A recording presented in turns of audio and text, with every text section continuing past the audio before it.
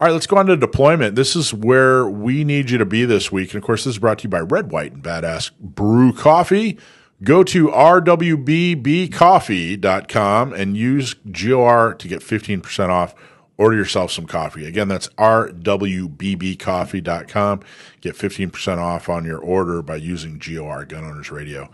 Okay, this is, of course, happy Thanksgiving, everybody. It's coming up this week. I hope that you spend it with family, or if you can't spend it with family, spend it with loved ones instead of your family.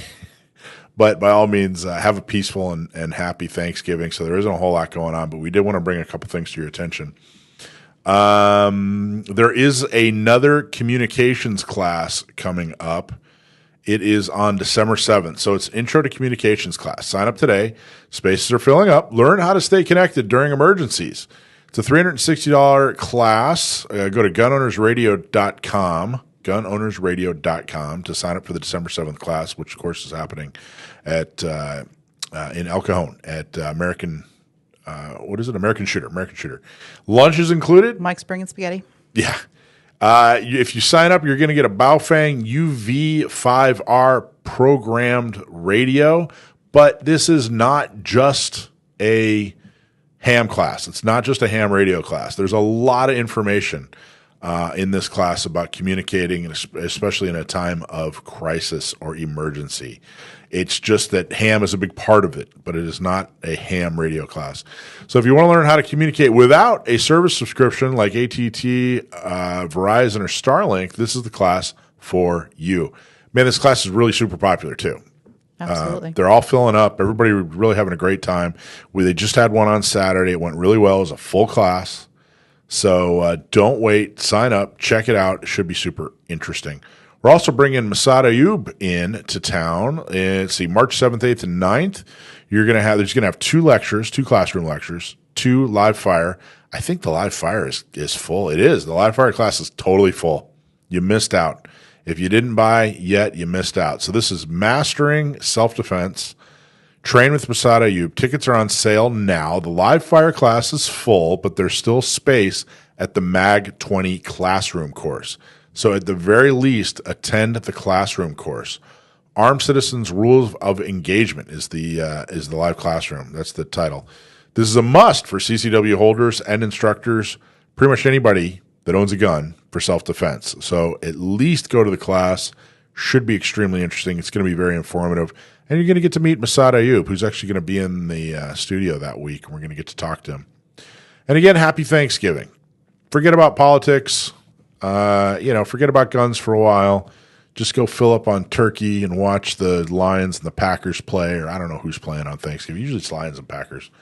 No clue. Yeah, I don't know either. But have fun. Just relax. Take a load off. We had some great victories this election season.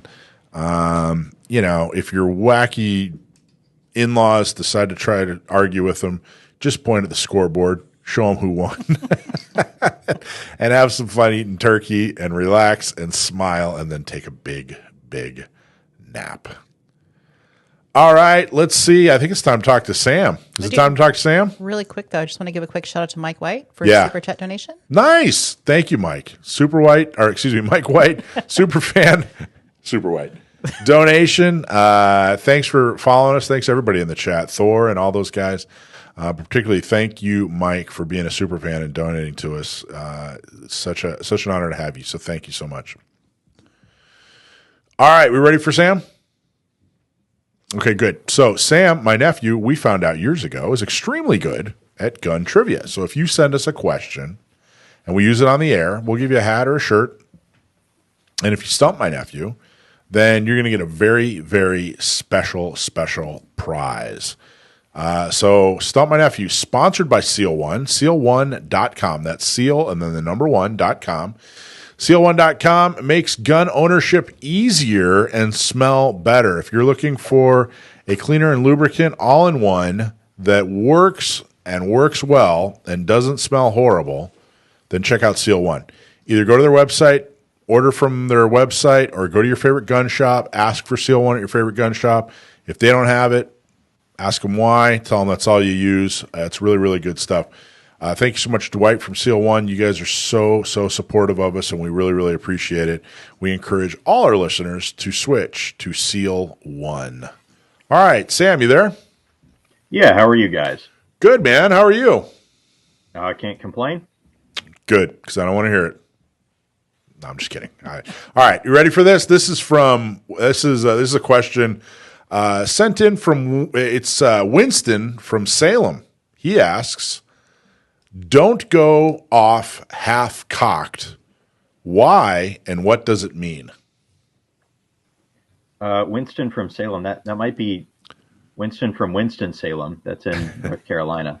Could be. Don't go off half cocked. What does that mean and why? Yeah. I don't have a handy demonstration firearm on me right now. Good, because it would get us banned. If I had a Smith & Wesson Model 10 on hand, that would be great. Half-cocked refers to something with hammer-fired pistols and revolvers and some older flintlock muskets and percussion cap-fired muskets, where you would have a fully cocked position where the hammer was locked all the way back, ready to fire, and you would have a half-cock notch. And this was very important on old-school revolvers like the Colt Single-Action Army, because you didn't want to have the hammer resting on a percussion cap. That was not safe. If the revolver was jostled and something bumped into the hammer spur, then the gun could go off. So there was a half-cock notch where you would pull the hammer back just far enough for it to catch on that notch, not far enough such that if you pulled the trigger it would be able to fire, but far enough back that it would not be resting on the percussion cap, or in more modern designs have the firing pin resting on the primer. Now, why shouldn't you go off half-cocked? Because the gun won't fire reliably.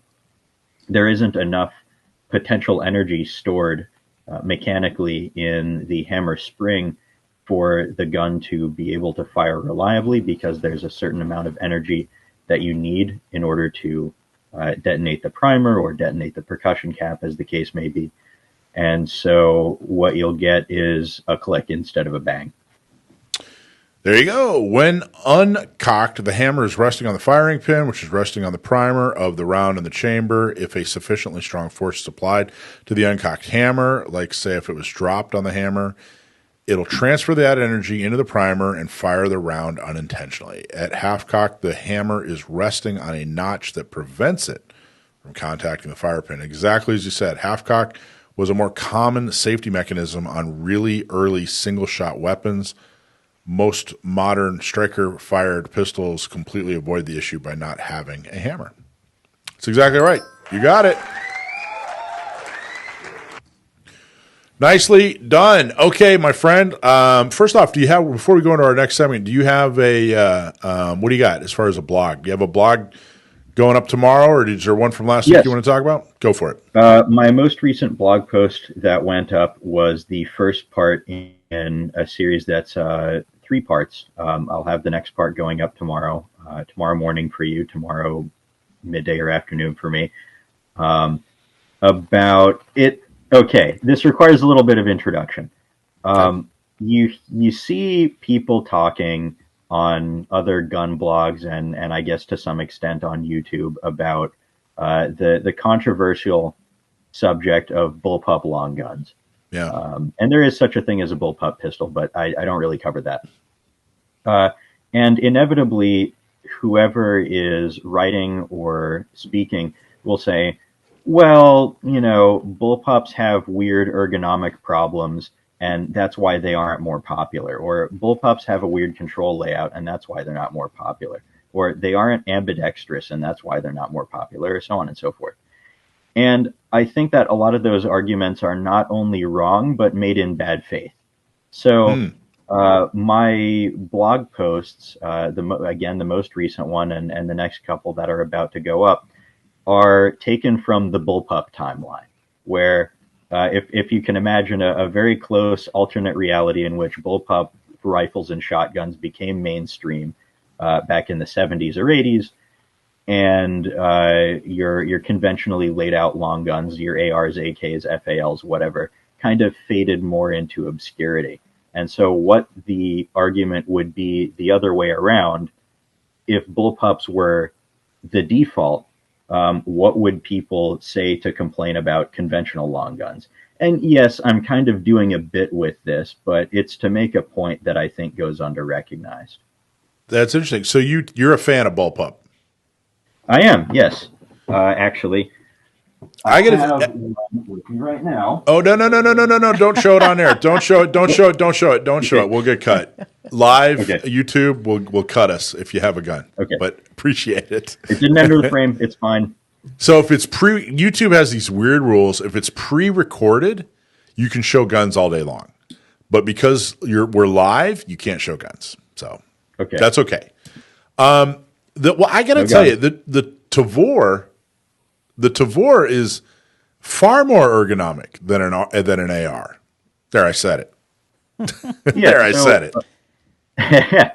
Yeah, one of the things I point out, and each part of the post, because I didn't want it to end up being 2,000 words long or whatever. Yeah. People's legs would go numb from. I'm assuming people are sitting reading it on their toilets. On the toilet, sure. Yeah, that's right. I lost my light source. At the risk of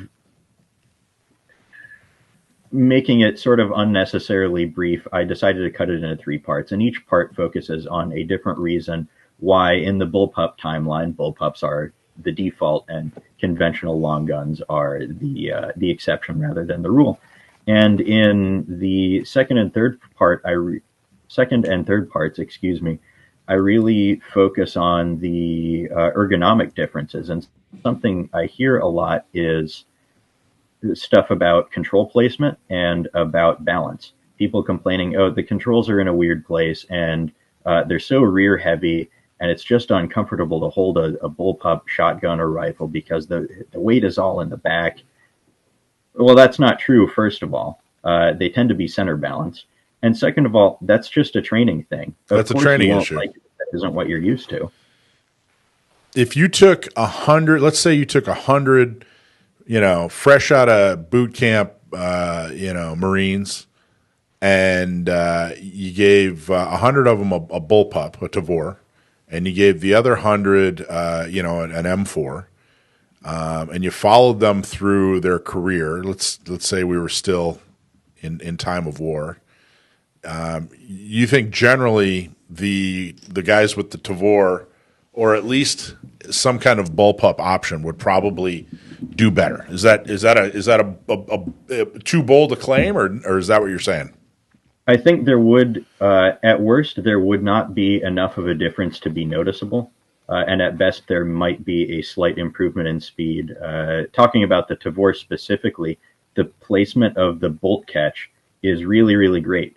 Whereas on an AR-15, AR-10 type rifle, you have that ping pong paddle shaped bolt catch on the left side of the receiver, where you can actuate it with your support hand if you're right-handed, or with the trigger finger of your firing hand if you're wrong-handed.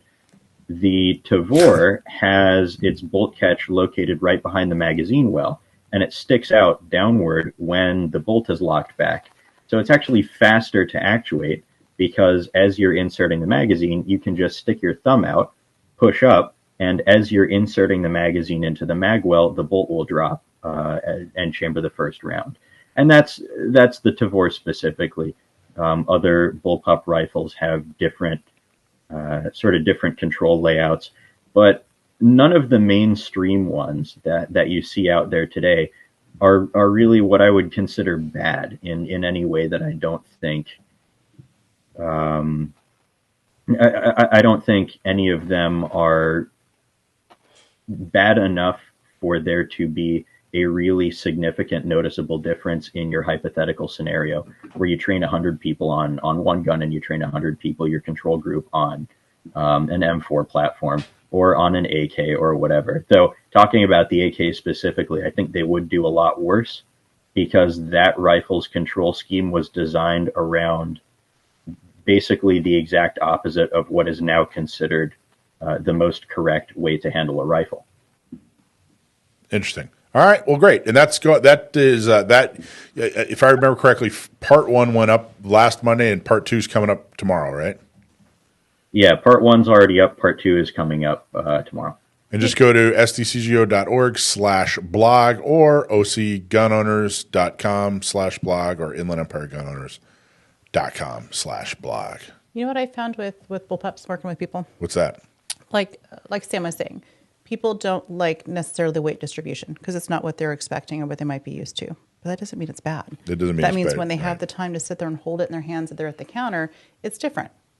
But I found that working with people when they have that weight centered differently or more compact versus distributed, they actually, if you think about it, when they got up on the shoulder and they're trying to hold it, it's easier to maintain and to hold, I found, for people in the bullpup version.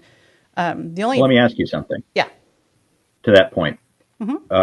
Imagine, and I'm asking this of everyone who's listening also, imagine yourself standing in an offhand shooting position, so standing up, holding the rifle with your firing hand and your support hand, and you go to reload, talking about a box magazine fed rifle, though the case is similar for shotguns like the KSG, the TS-12, the M&P 12.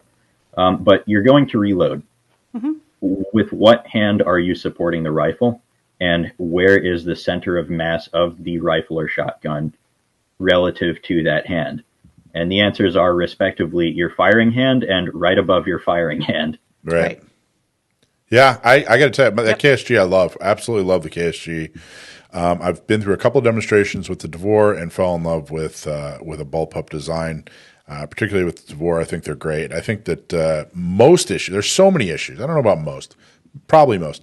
So many issues that people complain about when it comes to shooting. So many things they don't like about this gun or that gun. But they don't actually try them. Can be trained through. Right. They're just training issues. Just spend time behind the trigger and you'll probably get it done. Okay, look forward to your blog. I want to read it. We'll talk more about it.